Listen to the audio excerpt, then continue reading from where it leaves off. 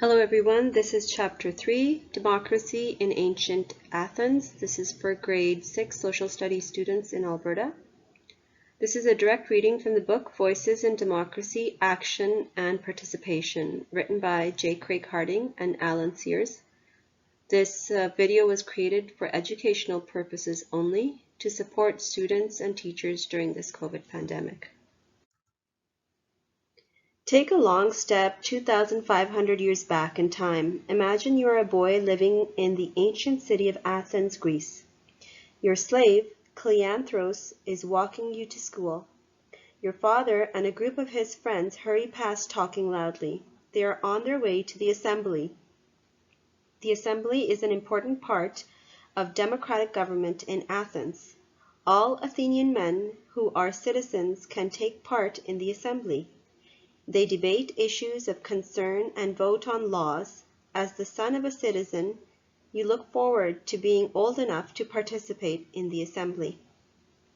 The ancient Greeks influenced how people today think about citizenship and rights. In Athens, a form of government developed in which the people participated. The democracy we enjoy in Canada has its roots in ancient Athens. Cleanthros takes you through the Agora, a large open area in the middle of the city.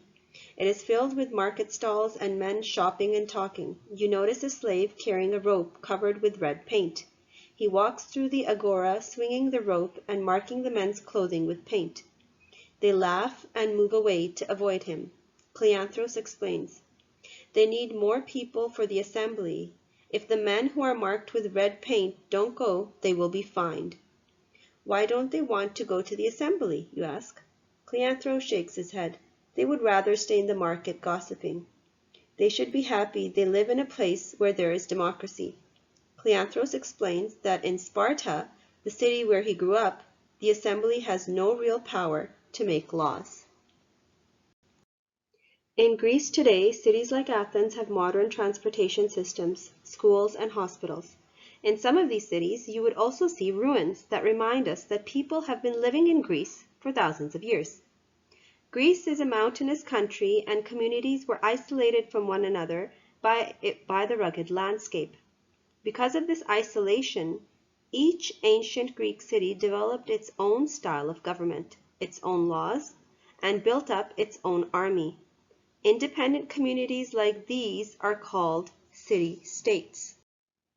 Some of the city-states were controlled by rich and powerful rulers called tyrants, who demanded obedience from the people.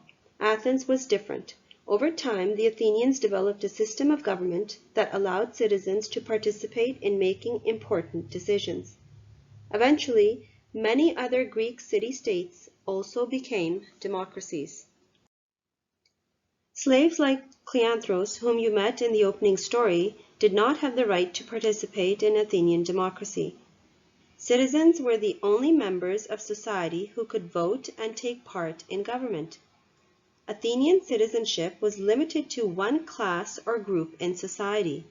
Citizens were proud of their position at the top of the social structure. The Athenian social structure looked like this. There were citizens, metics, and slaves. Citizens were children of parents who were born in Athens. Only male citizens could participate in voting and governing the city. A young man became a citizen after he finished his military service at age 20. Women could not participate in Athenian democracy. Metics. Metics were residents of Athens who had been born outside the city-state. They were not allowed to own land and could not become citizens. Slaves. Slaves were owned either by private Athenians or by the city-state. Many slaves were people who had been taken prisoner when their city-state was attacked by the Athenians. Slaves could not become citizens. Identity and status were defined by the level of the social structure into which a person was born. As a rule, people were not able to move from one class to another. Only on very rare occasions could a metic or a slave be granted citizenship. What would you say if someone asked you to describe the roles of men and women in Canadian society? Men and women had very different roles in ancient Athens and generally lived very separate lives. These differences began from the moment of their birth. When a boy was born, his family attached an olive branch, a sign of victory, to the front of the house. For a girl, they attached a piece of wool indicating her future as a homemaker. What do you think these symbols suggest about how boys and girls were valued in Greek society? Both boys and girls spent their early years living in the women's part of the house. There they played with toys such as rattles, tops, dolls, yo-yos, hoops, swings, and knucklebones, which were similar to dice. At about age 7, the boys and girls went their separate ways. Boys went off to school, where they learned reading, writing, math, as well as music and literature. They memorized and discussed poems called epics. These poems told stories about great heroes of the past. Boys of wealthy families were taken to school by their Pythagogos, or slave tutors, who helped them with their studies. Poor boys usually went to school for only a few years. Poor people in the citizen and metic classes led somewhat different lives. Boys left school at age 13 or 14 and began to work or learn a trade. Girls might work on the family farm or at the market. Female slaves generally worked in households, cooking, cleaning, and fetching water. Some male slaves worked for families, while others did heavy labor. An epic is a long poem that tells a story usually about a legendary hero. The Iliad and Odyssey are epic poems believed to be written by the Greek poet Homer. They tell the story of the Trojan War. Why do you think Athenian boys had to study epics? Sports such as running, boxing, wrestling, and javelin and discus throwing were also an important part of boys' education. These skills prepared them for service in the army, which began at age 18. At age 20, they were ready to take their place as adults in Athenian society. Men spent most of their days outside the home in the company of other men, working, shopping at the Agora, discussing politics and voting. Sports were still an important part of their lives. The lives of girls and women were completely focused on the home. Girls were educated by their mothers. Some of them were taught to read and write, but mostly they learned household skills like spinning, weaving, and childcare that they would need as adults. When a girl turned 15, her father chose a husband for her and she went to live in his house. While wealthy families had slaves to do the housework, women wove cloth for their families' clothes. Wealthy women rarely went out in public except for family celebrations and certain religious ceremonies. Women and men had very different rights in Athenian society. Every woman had a male guardian, either her father, brother, or husband, who was in charge of her life. Although she had the right to own clothing, jewelry, slaves, and even land, she was not allowed to sell or give away these things. Women did not take part in the assembly. In earlier chapters, you read that Canadians believe in the fair and equal treatment of all people. Our laws are based on these values. You also read that democracies protect the rights of citizens and that the Charter protects the rights and freedoms of Canadians. What ideas of fairness, equity, and rights were part of the Athenian democracy? The most important idea was that it is fair that citizens be allowed to rule themselves. This is the basis of democracy. Athenians believed that majority rule was fair. This meant that decisions were made by voting and that a law supported by more than half the voters was passed. Athenians believed that people who belonged to the same class in society should have equal rights. All male citizens had the right to belong to the assembly and vote. The only exceptions were people who committed acts that would cause them to lose their citizenship, and these were clearly laid out in law. Women, slaves, and metics were denied voting rights. Slavery was an accepted part of Athenian society. A person's right to own another person was not questioned even by great Athenian thinkers like Socrates, whom you will read about later in this chapter. Individual and minority rights were not part of the thinking of Athenian democracy. The common good was the highest value. You have been reading about ancient Athens, how people governed themselves and how they lived. How do we know all this about a society that existed so long ago? One way to learn about the past is to study what are called primary sources. Primary sources are writings and objects that were created by people living at a certain time. They can be writings such as books, diaries, letters, and newspapers, visual items such as paintings, sculptures, and photographs, objects such as clothing, tools, furniture, cooking implements, and weapons, structures such as temples, homes, and government buildings. Primary sources are in their original state. They are not edited or altered in any way. When we use primary sources to learn about the past, we ask questions such as, what is it? Where did it come from? Who made it? When was it made? What was it used for? Why is it made? What can I learn from it? There were many different ways for male Athenian citizens to become involved in running their city-state. It was a responsibility that most of them took very seriously.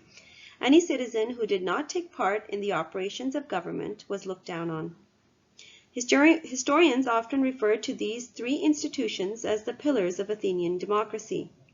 A pillar is something that supports or holds up something. So the pillars of Athenian society were the assembly, the Council of 500, and the court. Assembly meetings took place about 40 times a year, that is, every 8 to 10 days. They could get quite noisy. At times, many thousands of citizens would attend. For example, if there was to be a vote on whether to grant citizenship to a non-Athenian, at least 6,000 members of the assembly needed to be present. Imagine how long it would take to count the votes. Its members would make decisions on many issues, big and small. They would confer on matters of war and peace, treaties with other city-states, religion, taxes, and the proper construction of ships. Citizens could also bring private concerns to the assembly. For example, if a person cheated you or harmed you, a complaint could be brought against him at the assembly. The assembly would meet at a large open area at the top of a hill called the Phoenix. There the members would make speeches, debate, listen, discuss, and finally vote. Once a year, members of the assembly could vote to exile one person, that is, force him to move away forever. This might be someone who was believed to be an enemy of democracy. Members would scratch the name of this person on a broken piece of pottery called a ostrakon. This is where the English word ostracize comes from. This kind of democracy in ancient Athens is called direct democracy because citizens vote directly on government decisions. In Chapter 2, you looked at representative democracy, which we have in Canada today. Every member of the assembly had an equal right to speak. The Greek leader, Athenian, wrote that the official in charge of speakers does not exclude from the Phoenix platform the man whose ancestors have not held a general's office, nor even the man who earns his daily bread by working at a trade. Nay, these men he most heartily welcomes, and for this reason he repeats again and again the invitation, who wishes to address the assembly. So everyone was allowed who was considered a citizen. Voting was most often a show of hands. Every citizen's vote in the assembly counted equally in decision-making. Occasionally, assembly members used stones to represent their decisions. A white stone might indicate that a citizen supported a certain decision, while a brown stone indicated the opposite. Citizens voted by dropping their stones into large jars. The stones were then separated and counted. The decree or decision was then announced with the words, "It seems best to the demos." This is what the Phoenix looks like today. A citizen who wanted to address the assembly would stand on the rock platform on the right so that he could be seen and heard.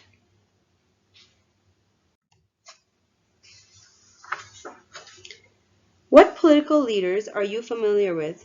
Do you think the ability to speak well in public is essential for a political leader? An orator is someone who speaks in public. All citizens had the right to speak in the assembly. However, those who were persuasive speakers had more power and influence. Pericles was an influential and prominent orator. An ancient Greek historian called him the first citizen of Athens because he dominated Athenian life for over 20 years. This period, which was from 450 to 430 BCE, became known as the Age of Pericles. Pericles often spoke about democracy. In one speech, he said, "Our form of government is better than all others. Our government does not copy our neighbors, but is an example to them. We are called a democracy because power is in the hands of the many and not the few. We have equal justice for everyone, and all citizens, rich or poor, can serve in the government. Because they share power, our citizens respect the authorities and the law and therefore live peacefully together and maintain order without force." Pericles introduced a law requiring what people be paid for the time they spent in government. That way, poor citizens could participate in public decisions and still have enough money to live on. Pericles was also a great supporter of learning and the arts. How was the Council of 500 democratic? The Council of 500 was the full-time government of Athens. It was known as the Boule, and met in the Bouleuterion at the Agora. The term for the council was 1 year. Then a new council was selected. The citizens of Athens were officially divided into 10 tribes. These tribes were a political group. Each group that was a tribe was a political group. And 50 members from each tribe over the age of 30 served on the council. The group of 50 councillors from each tribe was in charge of the council for 1/10 of the year. Membership in the Council of 500 was made democratic in the following ways. Council positions were chosen through a lottery to give everyone in the tribe an equal chance of being picked.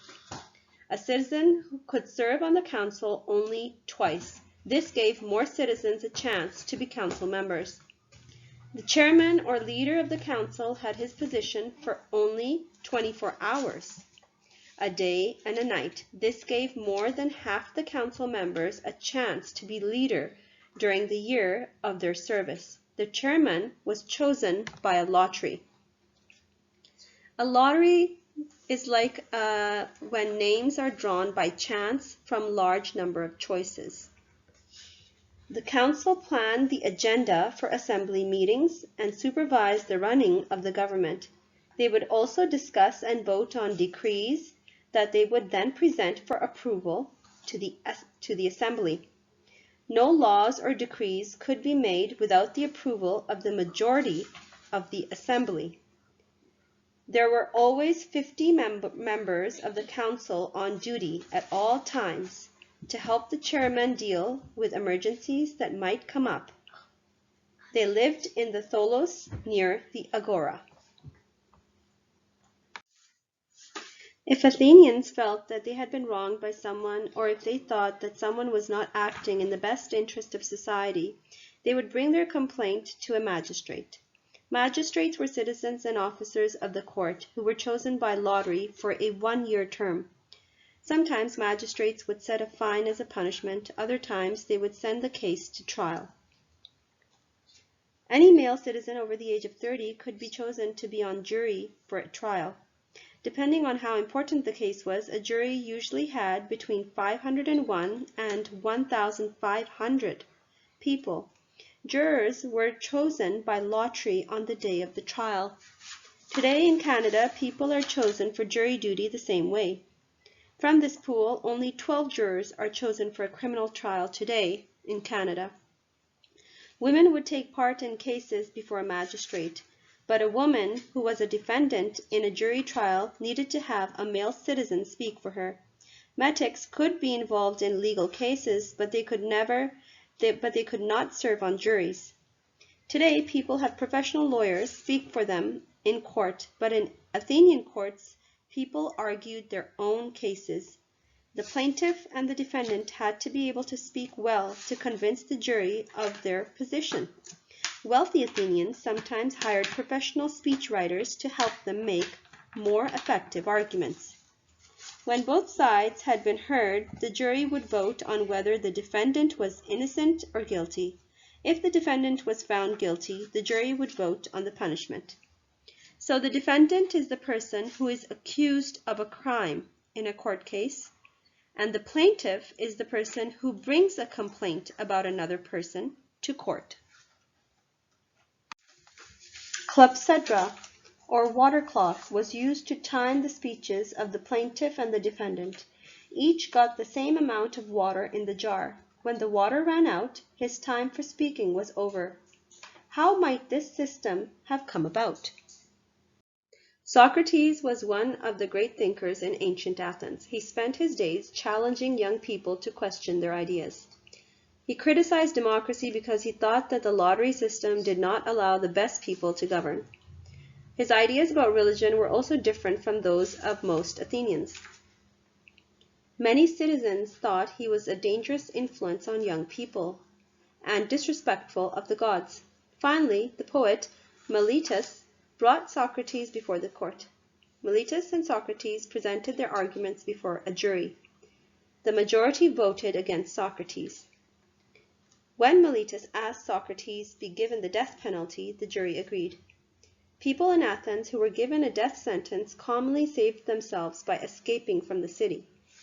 But when Socrates' friend told him to leave the city, he refused, and he said, "Do you think that a state can exist and not be overthrown, in which the decisions of law are of no force, have no power, and are disregarded and set not or ignored by private individuals? A good citizen must do whatever your city and your country tells you to do, or you must convince them that their commands are unjust." You see this painting. It was done in 1787 by Jacques-Louis David, and it shows Socrates about to drink a cup of poison to end his life. How does the artist show Socrates' attitude toward his death?